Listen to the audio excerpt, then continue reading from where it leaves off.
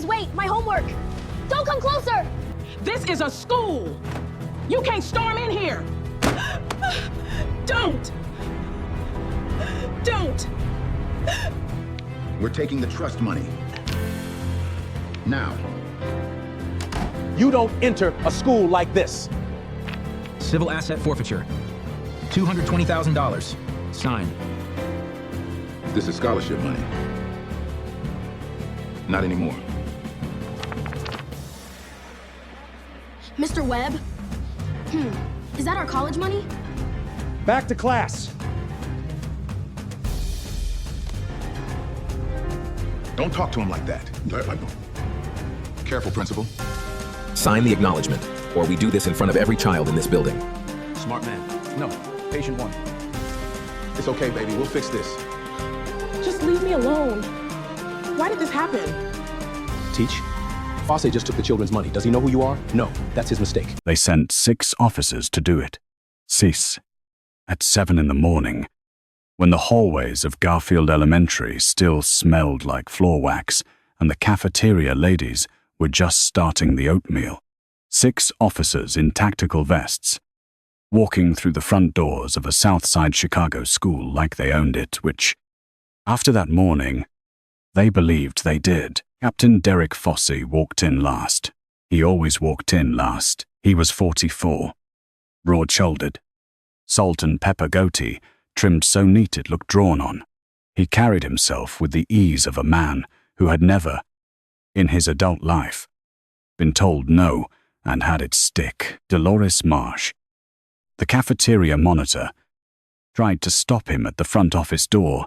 62 years old, 23 years at Garfield, the authority of a woman who had managed 10,000 children and wasn't afraid of anyone. You need to sign in, she said. Sir. Everyone signs in. Fosse held up a document without slowing down. One of his officers stepped to Dolores's side and placed his hand over hers on the reception phone. Not grabbing, just placing, the way you remind someone of something without saying the words. Dolores took her hand back slowly. She looked at the officer. She didn't look away. Fosse was already down the hallway. They found Marcus Webb in his principal's office small room. Window overlooking the playground. Walls covered in student drawings. Coffee maker that had outlasted 3 superintendents. He was on the phone when they walked in. He held up one finger, "Give me a second," and finished his sentence without rushing. Tuesday works. Dr. Hargrove, transportation request on your desk by noon. He set the phone down, looked at 6 people filling his doorway. Can I help you? Fosse stepped forward and dropped a document on the desk. Civil asset forfeiture order. We're seizing the Garfield Elementary Community Trust. $220,000. Account numbers. Signatory documentation. Any physical assets. We need all of that today. Marcus picked up the order. Read it the way a man reads something when he's looking for specific language. Not fast. Not slow. Page 1. Page 3. Back to page 1. He was still reading when a voice came from the hallway behind the officers. Ah boy. Maybe 10 years old. Backpack sliding off one shoulder. Homework folder tucked under his arm. Clearly running late. He stopped when he saw the officers and looked at Marcus over their shoulders. Mr. Webb. The boy hesitated. He'd heard something. Somewhere the way kids hear everything. Are they taking our scholarship money? The hallway went quiet. Fosse turned around. He looked at the boy, the way a man looks at something in his way on a sidewalk. Then, pleasantly, without inflection, go back to class. The boy looked at Marcus. Marcus held his gaze for 1 second, just one, steady and deliberate, then nodded toward the hallway. I'll talk to you at lunch. Marcus Jr., go ahead. The boy went. Fosse turned back. He didn't appear to register what had just happened. That was the most revealing thing about him, not the cruelty, but the absence of any awareness that cruelty had occurred. As I was saying, he said, account numbers and documentation. Marcus set the order down. He looked at Fosse. Something crossed his face, not fear. Not anger. Something quieter. Something that looked almost like recognition. "Give me a moment to call legal counsel," he said. "You can do that after we complete the documentation." Marcus nodded once. He stood, buttoned his jacket. 6'2", broad through the shoulders, close-cropped grey hair. The posture of someone who had spent years moving through hostile environments and learned not to show it. He led them to the financial office himself. He gave them the account numbers. He signed the acknowledgement form. He did everything they asked. Quietly and correctly, Fosse watched him the whole time. Something about Webb bothered him in a way he couldn't name. Most people cried. Most people yelled. This man just watched. And Fosse didn't like being watched. "You're handling this well," Fosse said. As they were finishing up, "I'm a principal on the south side." Marcus said, "I've been through worse than you. Not a threat, just a fact." Delivered flat. Fosse left, with the documents, on the drive back downtown. He called his contact and said, "It's done. No problems." He was wrong, but he wouldn't know that for 17 days, the money had taken 8 years to raise. That was what people didn't understand about schools like Garfield schools, where the roof leaked and the reading textbooks had the names of kids who graduated a decade ago written inside the front covers. The state said these children deserved equal education. The state was lying, and everyone in the system knew it, so the community built what the state wouldn't give. The scholarship trust started with 3 parents and a pastor named Reverend Okafor, a fund that would guarantee every 8th grader who earned it could afford 1 year of community college without debt, 8 years of fish fries, church raffles, a 5K run in April rain that 300 families ran because their children were worth running in the rain for. Marcus Webb had been at every fundraiser. He knew every donor's name. He sent handwritten thank you notes after every event. On school letterhead, in his own handwriting, he had been principal at Garfield for 9 years. Before that, in his official records, in the State Board of Education system, he had spent 11 years as a high school science teacher in Evanston. Preceded by a master's degree from Loyola, all of that was true. None of it was complete. What the official records didn't show the 12 years before the master's degree. 12 years in Houston and Miami and Bogota. 12 years running DEA undercover operations against transnational drug organizations. 12 years that ended with a Chicago investigation that sent 14 people to federal prison, including a CPD detective named Raymond Fosse, who had been taking cartel money since 2003. Raymond Fosse died in federal custody in 2019, 3 months into a 12-year sentence. His son Derrick had made captain in the CPD 6 years ago. Marcus Webb kept a folder on Derrick Fosse. He had been updating it since the day Fosse made captain, because Marcus Webb was a man who understood what certain things could eventually mean. He had not expected Fosse to walk through his front door. That changed the timeline. That changed everything. By 9 a.m., the children were in class. By 9:15, Marcus was in the supply closet of the main office copy paper, laminating machine, and a burner phone in a fireproof pouch behind the laminating machine. Because when you've spent 12 years in hostile environments, you learn to keep certain things ready. He called Sandra Reyes, 9 years his DEA operational partner, now a financial compliance consultant in the loop, one of 3 people on Earth he fully trusted. Fosse came personally. He said, "He took the scholarship trust, 220.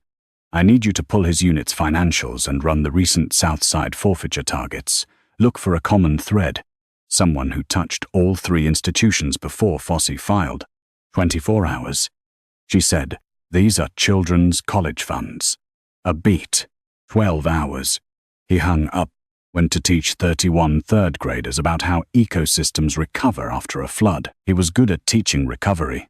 He'd had practice. Sandra called back in 9 hours. The common thread was Gerald Pruitt, an accounting software salesman who had In the past 2 years, signed up 43 Southside nonprofits to the same platform, including the Garfield Trust, including the 2 other institutions Fosse's unit had hit in recent months. As part of the installation process, Pruitt had access to every account's full financial structure until 2021.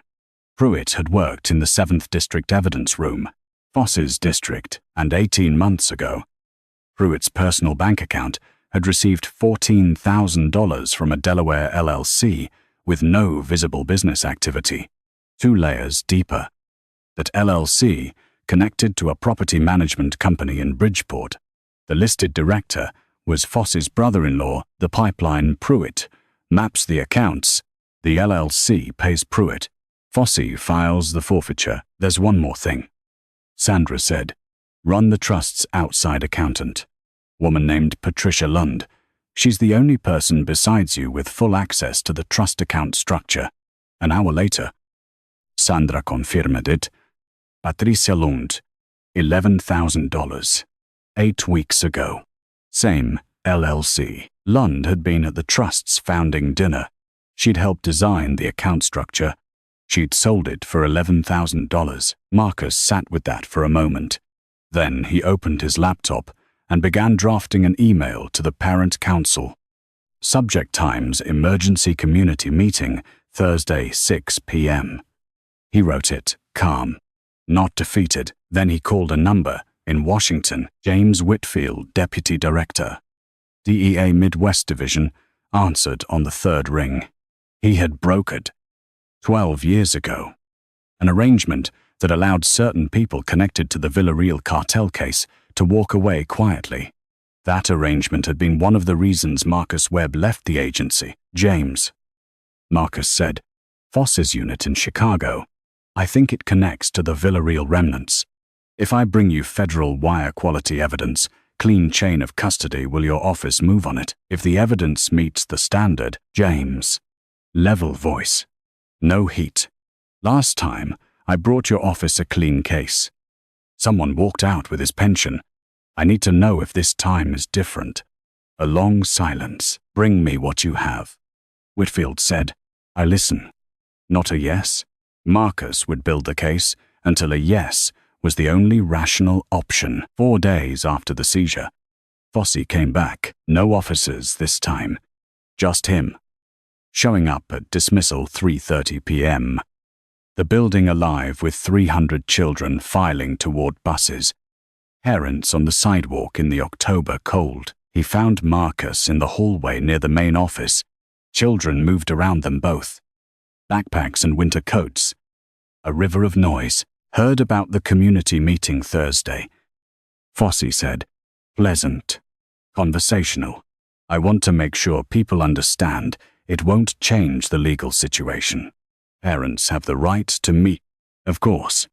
Fosse glanced at the flow of children around him, the way a man, on a busy sidewalk, notes the foot traffic, not seeing individuals. I'm just saying stirring people up doesn't help them. Doesn't help the kids. He looked back at Marcus. You care about these kids. Very much. Then don't make this harder than it needs to be. A brief, pleasant smile. The money goes into the civil process. These families, he gestured toward the sidewalk, toward the parents bundled against the cold. They'll be fine. People in these communities are resilient. They'll raise the money again. He said times resilient. Times the way people say it when they mean times accustomed to losing. Marcus looked at him for one moment.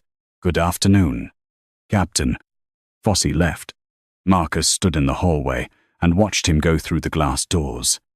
Watched him step around a child without looking down.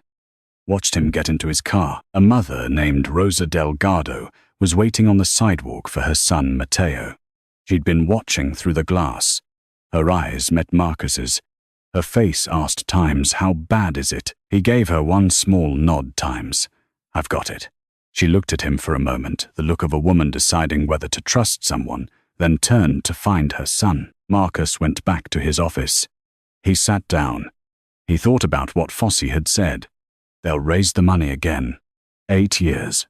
300 families running in the April rain, like it never belonged to them, like it could just be taken and rebuilt and taken again, endlessly. Because that was the deal, he thought. Times you just told me exactly who you are, Captain. And now I know exactly what I need to build. The next move required patience and a specific kind of luck that Marcus had learned over 12 years. To manufacture, the luck came from Pruitt himself. Gerald Pruitt was a careful man in most things, but he was also a frightened man, and frightened men make copies. In the 14 months since he'd begun feeding account information to Fosse's network, Pruitt had secretly recorded 43 phone calls with Fosse or Fosse's contact at the LLC. Insurance. Evidence he could trade if things went sideways. Things were going sideways. Marcus had sent an anonymous tip, a spreadsheet, showing the forfeiture pattern to a Tribune investigative reporter named Alexis Chung. When the Tribune called the 7th District press office, Fosse panicked and called Pruitt. In that call, Fosse said something specific about Patricia Lond, something that sounded, if you were Pruitt, like Fosse was preparing to make Lund the problem and let Pruitt swing with her. Pruitt called his attorney the next morning. His attorney made a call to the U.S. Attorney's office that afternoon. Pruitt was offering full cooperation. 43 recordings, and a complete account of the pipeline in exchange for a deal. Marcus learned this through Sandra, who learned it through a contact at the federal courthouse. He called Brenda Castle the same day. Castle ran internal affairs at the 7th District, 40 years old, severe haircut, 15-year reputation for doing the job clean. She had opened a routine inquiry into the Financial Crimes Unit 3 days after the Tribune tip. Marcus had been watching to see if she was real. He drove downtown without an appointment and walked into her office. She came to the lobby, looked at him. Principal Webb. He held out a USB drive, wire recordings, corporate structure, the full financial pipeline, and a formal statement that will explain who I was before I became a principal and why Derrick Fosse doesn't know it yet. Castle looked at the drive. Who were you? I was the DEA agent who put Raymond Fosse in federal prison. He held her gaze. Derrick Fosse is his son. A long beat. 2 beats. Come with me, she said. She took him to a conference room, turned on the recorder. He sat down, and he told her everything. The Villarreal operation. Raymond Fosse. The arrangement Whitfield had brokered. The folder he'd kept for 6 years. And every move he'd made in the 17 days since the seizure. Castle listened without expression. 3 questions. All precision chain of custody. Admissibility. Timeline of acquisition. At the end, she was quiet for a moment. You didn't come to us first because you weren't sure we were clean. No, he said. I came to you now because I have enough that it doesn't matter. She looked at him for a long time. That's the most honest thing anyone has said in this room in 5 years, she said. She picked up the drive. Stood. Stay available by phone. 72 hours. That same afternoon, Marcus sent the complete package to the DOJ Public Integrity Section, including a notation that James Whitfield had been briefed and had taken no documented action, not an accusation, a fact, precisely stated. Placed on federal record, Whitfield called at 6 a.m. the next morning. You CC'd DOJ on our conversation. I documented it as background. Marcus said, if you move when the evidence package arrives, that notation helps you. If you don't, it explains itself. A pause. Be on the right side of this. James, you still can. 10 seconds of silence. Send me the wire recordings. Whitfield said, full quality. In an hour. On day 13. Sandra called at 7 a.m. Voice low, and controlled the way she spoke when she was suppressing alarm. I'm being followed. Silver Chevy. Bridgeport plates. Been behind me since yesterday. Semicar. Different positions. Marcus's chest tightened. Is the documentation off-site? 3 locations. All secure. Good. Go somewhere public. Stay there. A pause. Sandra, I should have thought harder about your exposure. I'm sorry. You did think about it. I agreed anyway. Her voice steadied.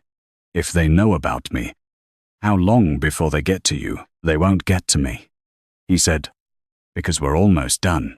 He called Castle immediately, reported the surveillance. Her response was 4 words. You have 2 days. Not 3. 4. Marcus sat in his office after the call, outside the window. The playground was empty, too early for recess. The morning was grey and cold.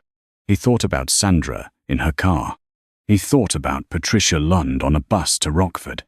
He thought about the boy in the hallway, Marcus Jr., backpack sliding off his shoulder asking if they were taking the scholarship money.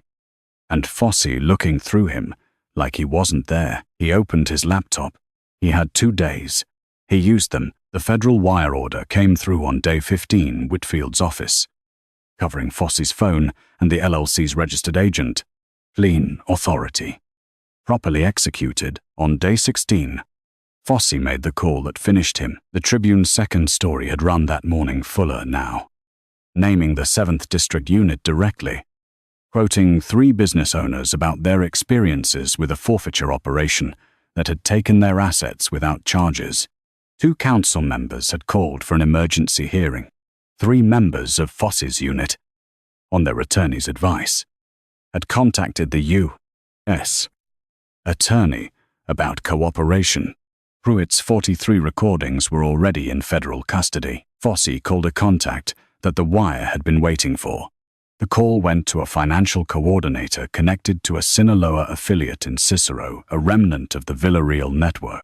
The man told Fosse to move the LLC funds immediately. Lean your side, he said.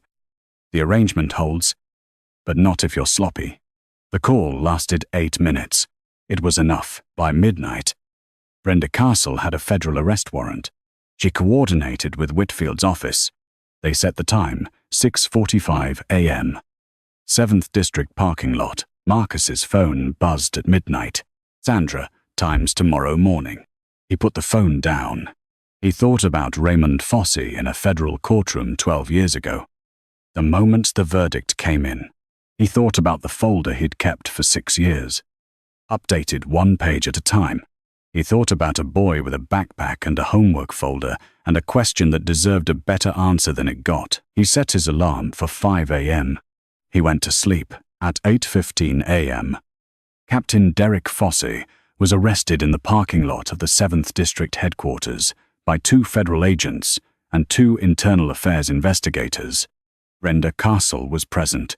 3 members of his unit were arrested simultaneously at their homes in the parking lot.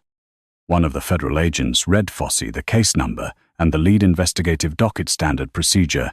The docket referenced the Villarreal network prosecution. It referenced the prior conviction of Raymond Fosse. Fosse's face changed. Not much. Just enough. He understood. He was still standing in the parking lot. Still processing it. Still working out the geometry of the last 9 years, his career. His father's conviction. The principal of a Southside elementary school, when they put him in the car, Marcus was teaching a 6th grade civics lesson when it happened. The 14th Amendment. Equal protection under the law. What it promised in text and what it delivered in practice, and the long American argument about the distance between the two. His door opened mid-sentence. Dolores Marsh. That expression, not the one from 17 days ago. When the officers walked past her to the hallway, the reversed version of it, it's on the news. She said, give me 10 minutes. He finished the lesson. When the bell rang, he walked to the hallway where Dolores was waiting with her phone. Fosse on a local news stream. Parking lot. Federal agents. Hands behind his back. The look on his face, not defiance, not shock. The look of a man doing arithmetic in his head and arriving at a sum he cannot dispute. The money comes back, Dolores said. Within 2 weeks, federal stay orders already filed. She looked at the screen. Then, She looked at Marcus. He knew at the end, before they took him, when they read the case number, he would have put it together in about 40 seconds. Was that enough for you? Marcus looked at the screen. At that face, 40 seconds of understanding everything. Standing in a parking lot in the October cold, with nowhere left to go. Yes, he said. That was enough. Dolores lowered her phone. She studied him the way she'd studied him for 9 years quietly. Precisely. The way a woman studies someone she's decided to trust. You were something else before this. She said, for a while. Why'd you stop? He looked down the hallway at the student drawings on the wall. Crayon families. Crayon sons. Crayon cities that looked exactly like the children imagined the world should look. Because this matters more, he said. She nodded once, tucked her phone in her pocket, went back to the cafeteria. Marcus stood alone in the hallway. He thought times, the scholarship reception is in 3 weeks. 47 families. Reverend Okafor will say the blessing. Someone will bring sweet potato pie. 4 students will open letters that tell them where they're going next. He straightened his jacket. He went back to work. The most dangerous person in the room isn't the one with the badge. It's the one with nothing left to prove and 12 years of patience. Fosse looked at a Southside community and saw people without power. He saw the scholarship fund and thought times easy money. He was right that they couldn't stop him in the moment.